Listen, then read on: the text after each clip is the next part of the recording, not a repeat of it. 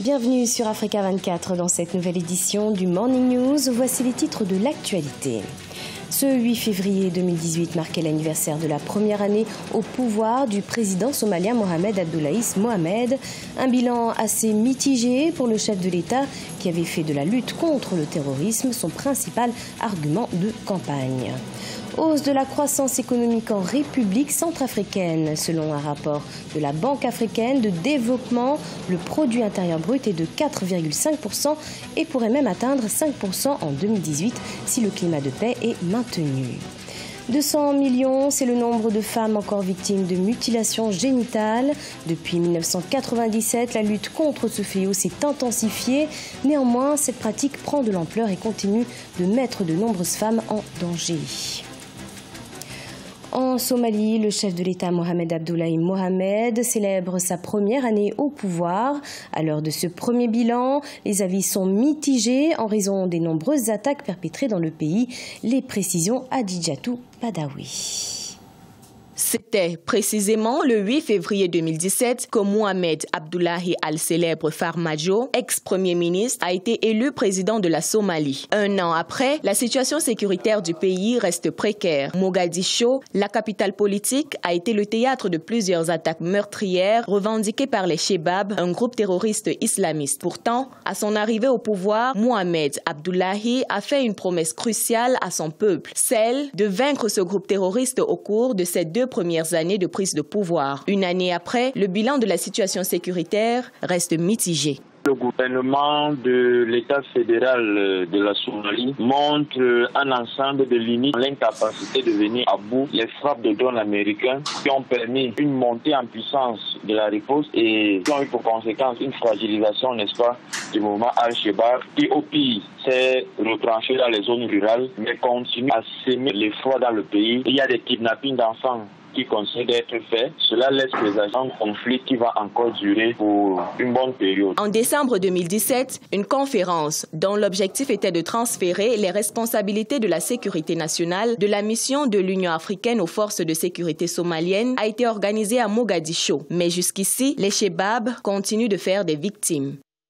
La stratégie, c'est déjà de rassurer les alliés de la Somalie, que ce soit d'un côté les Occidentaux avec les États-Unis, que ce soit les Africains en matière de financement de toutes ces groupes qui viennent soit du Kenya, de l'Ouganda, de l'Éthiopie ou du Burundi, de doper davantage cette coalition militaire en moyens. Mais le plus important n'est pas le tout militaire. Il faut davantage arriver à des solutions intégrées, intensifier, n'est-ce pas, dans un second temps, la surveillance maritime et transfrontalière. Il serait aussi intéressant de développer l'intelligence, c'est-à-dire le renseignement.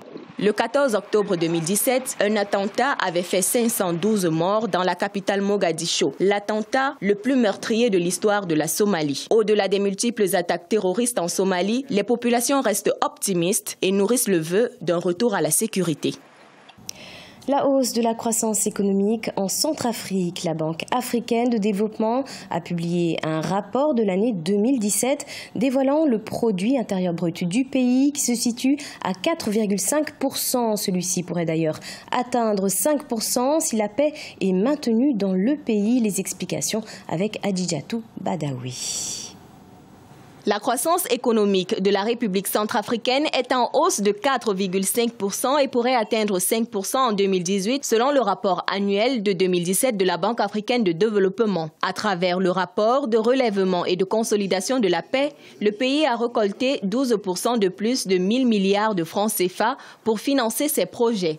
Le rapport de la Banque africaine de développement renseigne que cette croissance a bénéficié de la reprise des activités des secteurs forestiers et miniers après la levée des sanctions internationales. Depuis peu, il y a une accalmie qui a permis une reprise de la production agricole. Il faut savoir aussi que la pénurie des produits agricoles avait créé une pression inflationniste sur les prix au niveau de la Centrafrique. Et l'agriculture contribue à la majeure partie à la construction du PIB de ce pays-là. Donc voilà une première chose. Et deuxièmement, on a aussi les réformes structurelles économiques menées par le gouvernement centrafricain actuel et aussi même l'accompagnement de la communauté internationale dans l'équilibre rééquilibrage du budget. La situation sécuritaire en République centrafricaine est encore précaire. Pourtant, les prévisions de croissance pour ce qui est des années 2018 et 2019 reposent essentiellement sur la sécurité intérieure du pays. L'activité économique s'accommode mal avec l'insécurité. Il faudra également poursuivre les réformes et il ne faudrait pas que sur les marchés internationaux qu'il y ait une baisse des coûts, des prix des matières premières que la République centrafricaine exporte vers l'extérieur. Il est tout de même nécessaire de préciser que l'instabilité sécuritaire freine encore l'essor de l'économie en République centrafricaine, bien que le pays reste partagé entre le pouvoir et les groupes rebelles. En Égypte, création de nouveaux logements en périphérie du Caire. Ce projet vise à désengorger la capitale, mais également à permettre aux foyers les plus modestes de bénéficier de logements décents. Cependant, les faibles revenus de la population restent un frein à l'acquisition de ces logements. Aïssatou Diamanka Besland. En Égypte, le gouvernement prévoit de créer des dizaines de milliers de nouveaux logements dans les prochaines années. Son objectif, désengorger les villes où s'installent de plus en plus les populations les plus défavorisées. Si l'ambition du gouvernement égyptien est louable, certains analystes s'inquiètent déjà de la faisabilité de ce projet immobilier. Ils craignent que les nouvelles résidences coûtent trop cher et soient au-delà des moyens financiers de la majorité des Égyptiens. Que le marché soit actif ou inactif, cela dépend de l'offre et de la demande. Si l'offre est supérieure à la demande, alors cela signifie que le marché est inactif. Un autre facteur qui peut conduire à la baisse dans le marché immobilier, c'est quand le promoteur offre un produit à un prix plus élevé que ce qu'il vaut. Ce qui va se passer dans ce cas, c'est une autorégulation. Les prix vont automatiquement diminuer jusqu'à ce qu'ils atteignent leur niveau réel. Ceux qui offrent des produits à des prix élevés ne seront pas en mesure de les vendre, et ce sera au profit du citoyen. En réalité, le gouvernement souhaite construire une nouvelle zone de résidence à 50 km à l'est du Caire, où il prévoit de construire 240 000 nouveaux logements dans les 5 prochaines années. Le besoin réel pour se loger s'observe dans la classe moyenne, divisée en un niveau supérieur et un niveau inférieur. Ce sont eux qui ont vraiment besoin de quitter les zones surpeuplées avec beaucoup d'infrastructures où la vie de tous les jours n'est pas facile. Ils sont à la recherche de plus d'espaces ouverts, conçus pour une vie plus paisible. Ce sont eux qui ont de vrais besoins. On ne prend pas en compte la classe la plus pauvre qui vit dans des bidonvilles et qui cherche des logements plus décents avec de meilleures conditions de vie. Ces derniers vont subir les fluctuations du marché où il y a un écart très important dans l'offre. Selon la presse locale, 150 000 logements à faible loyer ont été déjà livrés et 260 000 autres sont en construction.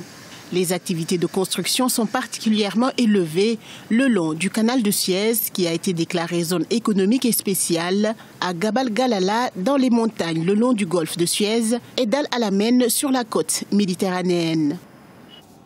Également dans l'actualité, longtemps considéré comme un pays d'accueil pour les réfugiés, le gouvernement tanzanien a décidé de se retirer d'un programme de l'ONU qui aide les réfugiés à construire une nouvelle vie. Une annonce du président John Magufuli qui a invoqué des raisons de sécurité et financières.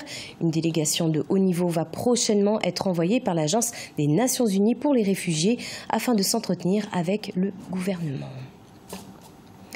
La lutte contre les mutilations génitales féminines, à présent une pratique autrefois traditionnelle qui tend aujourd'hui à se médicaliser. Cette situation complique les efforts de lutte contre ce fléau menés par l'Organisation mondiale de la santé. Voyez ce reportage de Nathalie Mou.